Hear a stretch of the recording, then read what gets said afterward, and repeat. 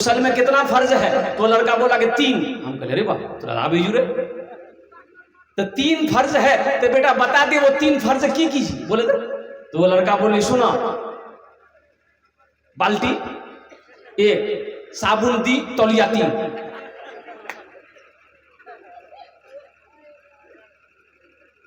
میرے بچوں نوجوانوں غسل میں 3 فرض غسل میں 3 فرض ہے. کیا فرض ہے؟ پہلا فرض ہے کلی کرنا, دوسرا فرض ہے ناک میں پانی ڈالنا, تیسرا فرض ہے سر سے لے کے پاؤں تک پانی بہانا, مل مل کے نہانا. کیسے؟ مل مل کے نہانا. قربان جاؤ, شیمپو لگانے سے نہیں چلے گا, لکس صابن لگانے سے نہانے کا فرض ادا نہیں ہوگا, فرض ادا کرنا ہوگا. خطا کوئی نہیں چھوڑی, کبھی سیاہ نہیں چھوڑا, بس اب کرتا ہوں میں توبہ الہی, درگزر کر دے. آمین بولے تو الحمدللہ. بس اب کرتا ہوں میں توبہ الہی, درگزر کر دے. کھلونا ہاتھ کا اپنے بنا رکھا ہے شیطان نے, کھلونا ہاتھ کا اپنے بنا رکھا ہے شیطان نے. بنا لے اپنا تو بندہ الہی, درگزر کر دے.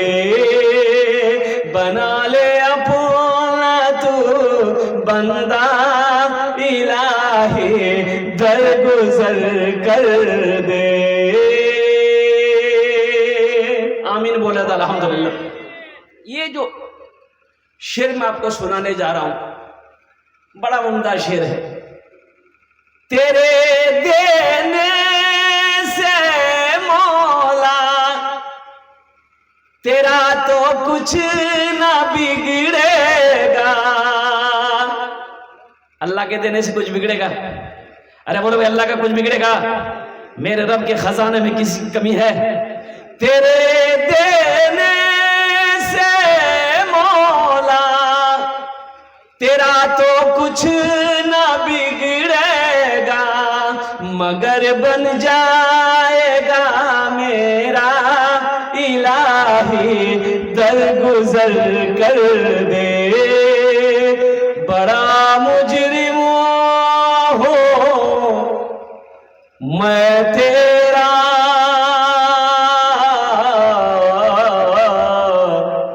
الہی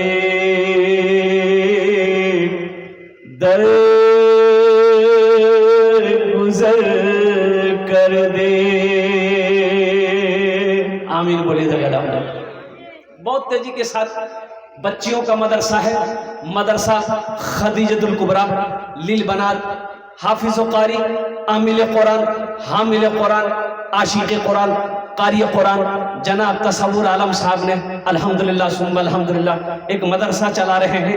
دیکھیے لڑکوں کا مدرسہ تو الحمدللہ ہے, بہت سارے ہیں, ہونا بھی چاہیے, لیکن وہیں پر ساتھ ہی ساتھ بیٹیوں کا بھی مدرسہ ضروری ہے. اپنے بچوں کو چاہے بیٹا ہو چاہے بیٹی ہے, بیٹی ہو چاہے بیٹا ہو, قرآن پڑھاؤ. یا سارے پڑھے لکھے لوگ بیٹھے ہوئے ہیں, ایک بات بتائیے, ہم کو ایک بیٹا ایک بیٹی ہے, ٹھیک ہے, 2 بچہ ہے, ہم غریب آدمی ہیں.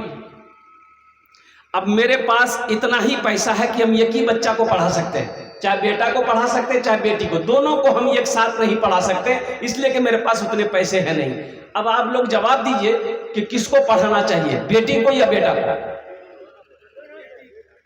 دونوں کو. سن لا, کہہ دلی کہ ہمارے پاس نہیں تھا پیسہ, پھر بولی سی دونوں کے میرے پاس پیسہ نہیں ہے, یعنی میرے پاس ایک ہی بچہ کا پیسہ, ہم اسی کا فیس دے سکتے ہیں, اسی کو پڑھا سکتے ہیں. دونوں کو پڑھانے کی میری چھمتا نہیں ہے, کیپاسٹی نہیں ہے, پاور نہیں ہے, قوت نہیں ہے, پیسہ نہیں ہے. کس کو پڑھانا چاہیے؟ کا ہے، اس لیے بیٹی کو پڑھانا چاہیے، اس لیے بیٹی کو پڑھانا چاہیے۔